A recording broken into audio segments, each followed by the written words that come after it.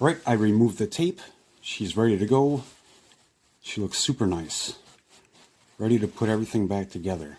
All right, but before you do, especially if you ever straighten this shaft, what you want to do is you want to make sure this goes in there nicely. So you put a little bit of grease on it, and you make sure she slides through nicely, nice and smooth. We can start putting this together now. And normally I have rubber gloves, but I'm fresh out, so it's gonna kind of suck. First thing I'll do is I'll smash a whole bunch of grease down in here, because we're gonna put this little worm gear back in there. Now I'm hoping this bearing will slip in there real easy, but it might not. Tolerances are different. That's why sometimes this is really hard to put back in. Sometimes not. It depends. Like I said, tolerances are different. So I'm going to just spray a little bit of grease on this wheel. A little bit of thin grease, and we'll slide her in.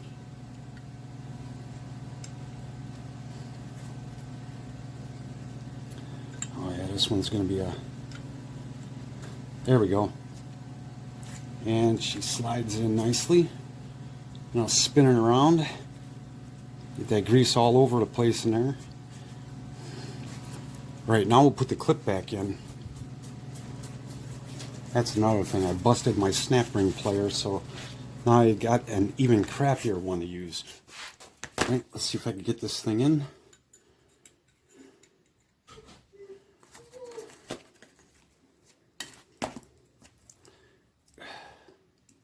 These are garbage. Man.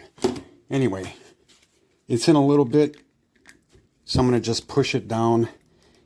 And I'm going to get a socket here to finish pushing it. Right, normally a snap ring pliers would be able to put this down all the way, but if you're dealing with crap like me, you get a 3/4 inch socket. It's actually a little bit smaller than the shield that goes in there, and you just press her down in there. I heard her snap in. Okay, so we're going to do the same thing with this. We're going to lightly grease it, and you put it in super straight. Hopefully she'll slide down nice. All right, that went in perfect. And then you grease everything, which is what we'll do now. Then we'll grab one of our bearings, grease everything real nice, and then you just roll them around. They'll get packed in there. Put this in place. It'll stick nicely. You can roll it around a little if you want. Right, then we'll grab our brass wheel.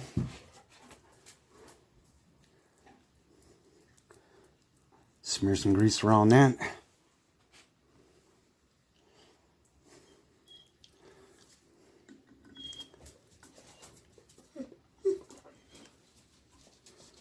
All right, she's sitting good on there. Next, we'll put our shaft in. All right, before we put the shaft in, again, in case there's a burr on the end of this, just make sure your clutch cone actually screws on it nicely. You don't want to have a problem when this is already in here. They actually call this a brake nut, but I call it a clutch cone. That's what everyone seems to refer to it as.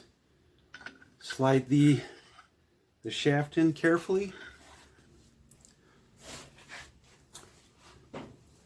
Okay, again, you can grease everything. I grease this wheel. Screw this wheel on. Okay.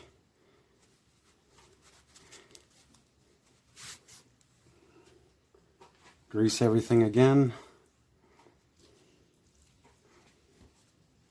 Then we'll put our bearing in again. This is the one that one will fall out. There it is right there. All right. Now she's in there.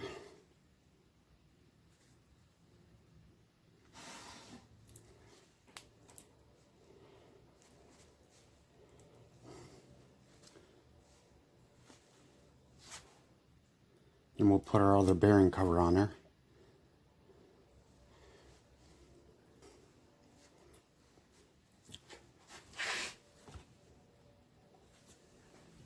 Take the spring. These things are loaded with grease when you pull them out. We'll stick that on there. Actually, you know what? Get a little more grease on this shaft here. And it's ready for the cap. Alright, I gotta go back a step. I forgot to grease the whole shaft, so I just pushed the shaft up. As you see, there's no grease on there. So we'll just grease that real quick. And we'll just slide her back down. Alright, we'll put some more grease in there. Just fill her all the way up, kind of. And we got our cap that I wire wheeled. We'll put the rubber O-ring back on it, just so we don't forget. And we'll screw this down.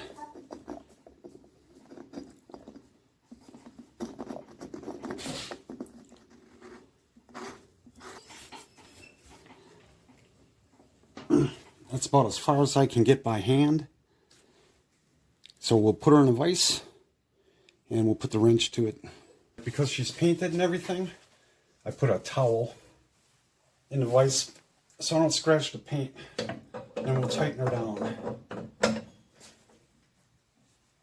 Hopefully she don't pop out and scratch anything.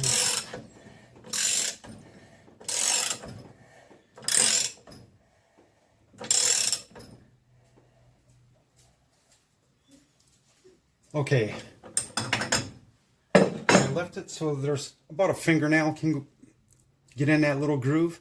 Rule of thumb is when you put it on and the elk drives all the way up, if the shaft does slip in there, then you just crank her down tighter. And per what the manual says, if the motor is straining to raise the elk drive, you would loosen this. That's probably not going to happen though.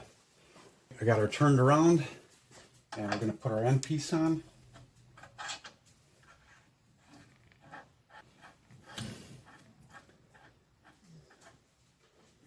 Snug her down with the pliers.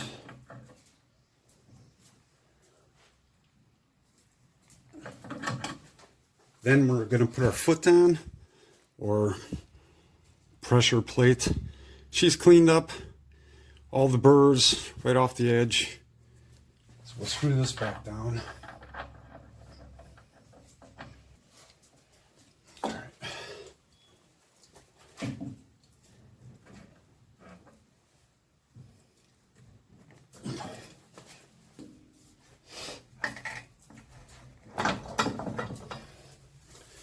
All right, no scratches. Now we're going to set the locking tab on the foot. You'll see the flat spot, the shaft right here, and I'm going to use a chisel and separate this and pound it over. I should probably be doing this on the ground, as on this table it's probably going to jump around a lot. But I got dogs here, so if I put it on the ground, they're going to be surrounding me.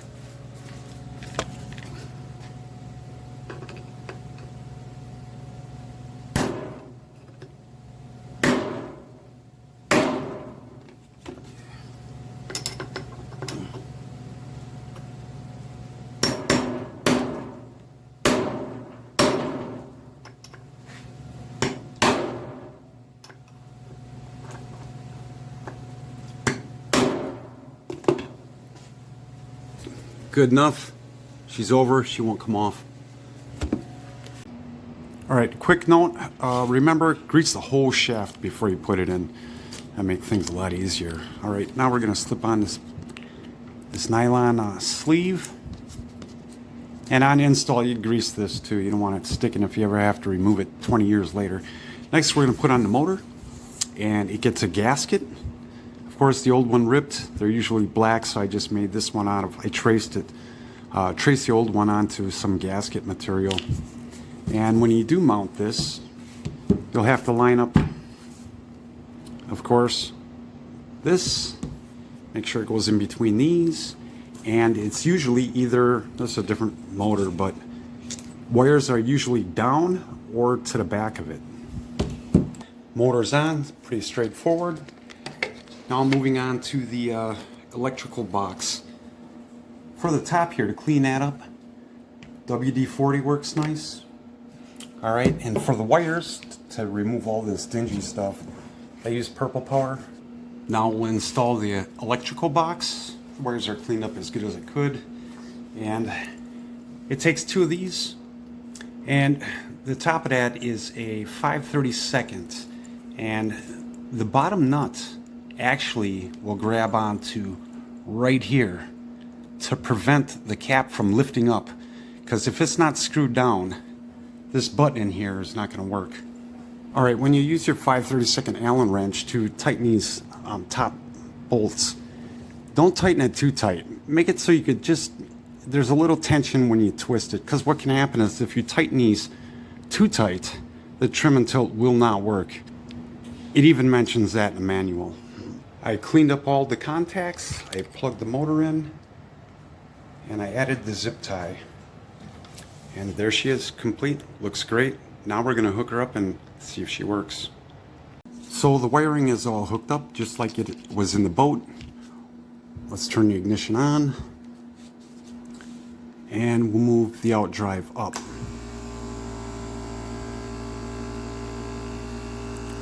Shaft is coming down, pushing the out drive up. Let's go down. All right, shaft is going in, so the out drive is now going down.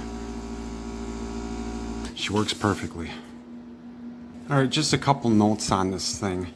Now, if you had to replace your trim tilt unit because of a bent shaft, do not get a new one and then put it in, because the new one, the same thing is going to happen to it. You must address the problem with the suspension fork and the push sleeve that pushes through it. And if you do have to adjust the push sleeve or even get a new suspension fork, you're not going to be able to do that without removing the steering helmet and upper gearbox, just to adjust that push sleeve alone, because that button should not stick out that far. Those things are stainless steel, and if they get caught underneath this foot here, it will bend the shaft and wreck the suspension fork. Okay, another thing is if you're having a tough time removing these things, this will not go all the way up with this head on here because the switch is going to stop it. So you will have to remove the head, and then you can raise the bottom all the way up to remove it if it's super stuck in there. Otherwise, you don't have to worry about it. Most of the time, they come right out. That shouldn't even be an issue.